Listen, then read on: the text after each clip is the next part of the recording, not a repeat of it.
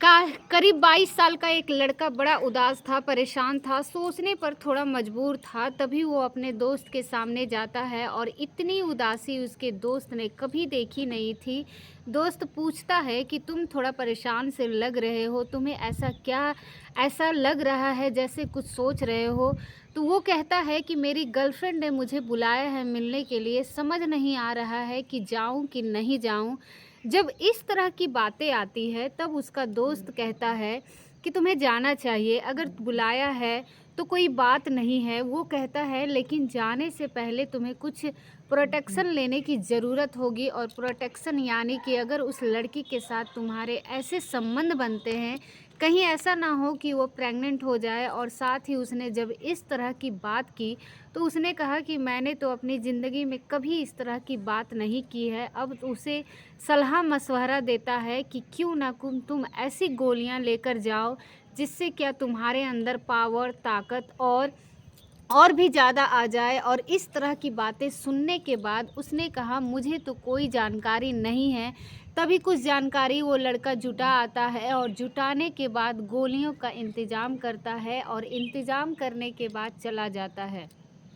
लड़की के साथ वक्त बिताने का मौका मिलता है, लेकिन वो नहीं जानता था कि जिस लड़की के साथ वो इस तरह का काम कर रहा है, घिनौना कृत्य कर रहा है, शायद उस लड़की का आज आखिरी दिन हो सकता है। क्योंकि उस लड़की के साथ उसके ये सब किया, उस लड़की की तबीयत इतनी ज़्यादा ख़राब हो जाती है और ख़राब होते ही तबीयत लड़की की मौत हो जाती है। अब इस लड़की की मौत की सूचना ना केवल उस गांव में थी बल्कि आसपास के इलाके में फैल जाती है, और जहां-जहां जब अखबार, टेलीविज़न या फिर सोशल मीडिया के माध्यम से लोगों को पता चलती है तो लोगों को यकीन नहीं हो रहा था कि वो 20-22 साल का वो लड़का आखिरकार इतना घिनौना कृत्य कैसे कर सकता है। आज की कहानी का ये संदेश भी देगी और ये बताएगी भी कि कुछ भी करने से पहले हजारों बार सोचने की ज़रूरत है कि आप क्या करने जा रहे हैं और क्या नहीं करने जा रहे हैं। तो सबसे पहले आप सभी को मेरे तरफ से नमस्कार और आप सभी का मेरे YouTube चैनल में स्वागत है। और अगर आप हमारे चैनल पर पहली बार है तो हमारे चैनल को सब्सक्राइब कर वीडियो को लाइक ज़रूर करें, क्योंकि आपका एक लाइक से हमें बहुत मोटिवेशन मिलता है, हमें बहुत हौसला मिलती है। क्योंकि ये जो सच्ची घटना है जो मैं आज आपको सुनाने जा रही हूँ, ये सच्ची घटना है उत्तर प्रदेश के ज़िला कानपुर की। कानपुर शहर का एक थाना लगता है शिवराजपुर, और मैं बात कर रही हूँ 14 दिसंबर 2024 की सुबह के आसपास का वक्त रहा होगा। 7 या 8 बजे होंगे। परिवार के लोग एक शादी समारोह से वापस लौटकर जब घर पर आते हैं तो वो अपनी ही बेटी को बार बार आवाज़ लगा रहे थे, लेकिन बेटी की तरफ से कोई रिस्पॉन्स नहीं आ रहा था। और इसीलिए घर वाले थोड़े परेशान हो जाते हैं कि आखिरकार घर के हर हिस्से को देखते हैं। तभी उनकी नज़र पहुंचती है बेड पर, और वहां जाकर देखते हैं तो बेटी बेड पर लेटी हुई थी, लेकिन उसके तन पर एक भी कपड़ा नहीं था। वो एकदम निवस्त्र लेटी हुई थी। तभी परिवार के जो जेंट्स रहते हैं वो पीछे हट जाते हैं, और जो लेडीज़ होती है यानी कि उस लड़की की माँ उसके पास जाती है, और उसके पास जाने के पास उस बेटी को उठाने की कोशिश कर रही थी। लेकिन वो जैसे ही बेसुध लेटी हुई थी, उस इस दुनिया को बिल्कुल कोई फिक्र ही नहीं है। कोई उसे इस अवस्था में अगर देखेगा तो क्या सोचेगा। उस लड़की को जब जगाया जाता है तो वो जागती ही नहीं है, और वो उसके हाथ पकड़े जाते हैं और उसके हाथ में उसकी ऐंठन मची हुई थी। यानी कि उसका जो शरीर था, जिस अवस्था में पड़ा हुआ था, ठीक वैसी ही स्थिति में शरीर की बन जाती है। और हाथ हिलाए तो हाथ ना हिले, पैर हिलाए तो पैर नहीं हिले, क्योंकि जैसे वो लेटी हुई थी वैसे ही उसका शरीर पूरी तरह से अकड़ चुका था। और वैसे भी बताया जाता है कि अगर कोई इंसान मर जाए या ख़त्म हो जाए तो लगभग आधा घंटा या फिर 1 घंटा उसके बाद उस शरीर जिस अवस्था में जैसी स्थिति में पड़ा हुआ होता है, ठीक वैसे ही स्थिति हो जाती है। परिवार की इस बेटी को देखने के बाद हर किसी की आंखें खुली की खुली रह जाती है, सोचने पर मजबूर हो जाते हैं। माँ भी रोने लगती है, परिवार के बाकी लोग भी रोने लगते हैं और इधर रोने पीटने की आवाज़ें तो आसपास के घर जो थे वहाँ तक भी सूचना पहुँच जाती है। तभी लोग इस रोने की आवाज़ सुनने के बाद मौके पर पहुँचते हैं। तभी उस लड़की को किसी चादर से, किसी चीज़ से ढक दिया जाता है और इसी बीच में कोई व्यक्ति पुलिस को फ़ोन कर देता है और पुलिस को जैसे ही सूचना मिलती है यहाँ पर इस तरह की कोई घटना हो चुकी है, क्योंकि परिवार के लोगों को भी लग रहा था कि ये घटना कोई सामान्य घटना नहीं है, ज़रूर कुछ ना कुछ हुआ है। बेटी नग्न अवस्था में क्यों पड़ी हुई है? परिवार के सदस्य ज़्यादातर लोग सब के सब शादी समारोह में गए थे कि आखिरकार कपड़े इसके किसने उतारे होंगे। तभी इस स्थिति को जानने के लिए आखिरकार पुलिस मौके पर पहुंचती है और पुलिस के आने के बाद फॉरेंसिक टीम पुलिस जब इस मामले की जांच पड़ताल में जुड़ जाती है तो इस लड़की के जो लाश होती है उसे कब्जे में लेते हैं और वो लड़की 12वीं क्लास की छात्रा होती है। उसमें लगभग उसकी उम्र 17 साल के आसपास होती है। परिवार के लोगों से पूछा जाता है कि तुम जब ये घर पर अकेली थी तो तुम लोग सब कहाँ गए थे?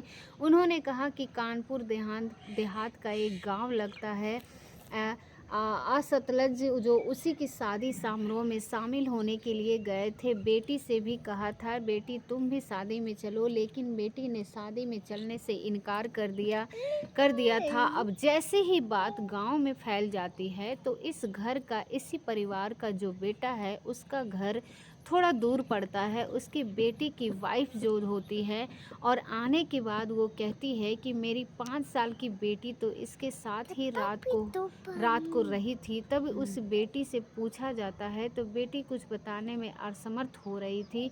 अब पुलिस जो कि फॉरेंसिक टीम है, वो फॉरेंसिक टीम मामले की जांच पड़ताल में जुड़ जाती है और घर के हर एक छोटे छोटे हिस्से को तलाशा जाता है और ये देखने के लिए कि कहीं कुछ ऐसी चीज़ मिले जिससे कि ये बात पता चल सके कि आखिरकार इस लड़की के साथ कुछ गलत जो हुआ है ये किसने किया है और क्यों किया है।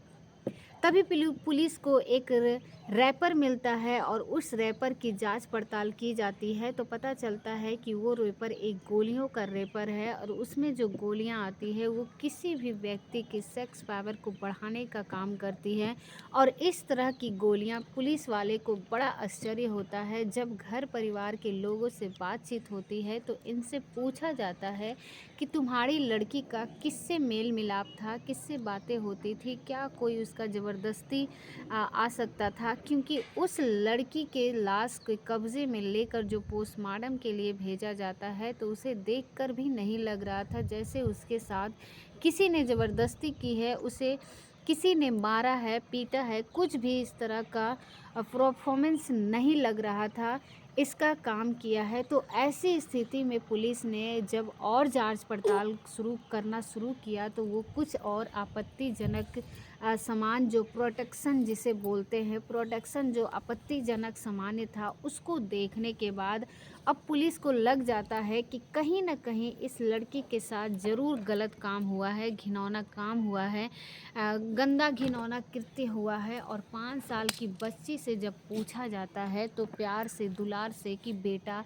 तुमने किसी को आते जाते देखा, तब उसने कहा कि हाँ मैंने एक लड़की को देखा है। 5 साल की वो बच्ची बता देती है कि एक लड़की कौन है, कहाँ से आए हैं और इसके बारे में कोई जानकारी नहीं थी। तभी पुलिस उस लड़की को जो मोबाइल नंबर होता है उस परिवार का, उस लड़की के नंबर को सर्विस लाइन में लगा दिया जाता है और साथ ही उस लड़की को जिसने भी मोबाइल यूज़ किया था CDR यानी कि कॉल रिकॉर्ड्स निकाला जाता है। और कॉल रिकॉर्ड्स निकालने के बाद पता चलता है कि ये जो इस घर का, इस गांव से लगभग 20 किलोमीटर की दूरी पर एक गांव लगता है जिसका नाम है नेवदा। और नेवदा का रहने वाला एक लड़का होता है जिसका नाम कुलदीप कुमार उर्फ शोभित होता है। और उस लड़के से पुलिस जब संपर्क आती है तो पुलिस उसको पूछने के लिए हिरासत में लेती है और जब बातचीत होती है तो शुरुआत से जिस तरह से होता है, हर कहानी में पुलिस को देखकर उसने तरह-तरह की बातें बताना शुरू कर दिया। लेकिन पुलिस ने जब उस लड़के से अपनी तरीके से बातचीत की, पूछना शुरू किया, तो उसने चौंकाने वाली बात बताना शुरू कर दिया। वो कहता है कि इस लड़की की उसकी मुलाकात सोशल मीडिया के माध्यम से हुई थी, यानी कि मेरे साथ ही हुई थी और वो मेरे साथ ही सो जाएगी। आज मैं अकेली हूँ। उसने कुछ इस तरह कि किसी को शक ना हो। वो लड़का रात के 8:30 बजे के आसपास आता है और कुलदीप कुमार आने के बाद उस लड़की के साथ वो संबंध बनाने के लिए जो पहले से उसने दिमाग में खुरापती चल रही थी, उसने गोलियां खाता है, प्रोटेक्शन लेता है और उसके बाद उसके साथ वो शारीरिक संबंध बना रहा था।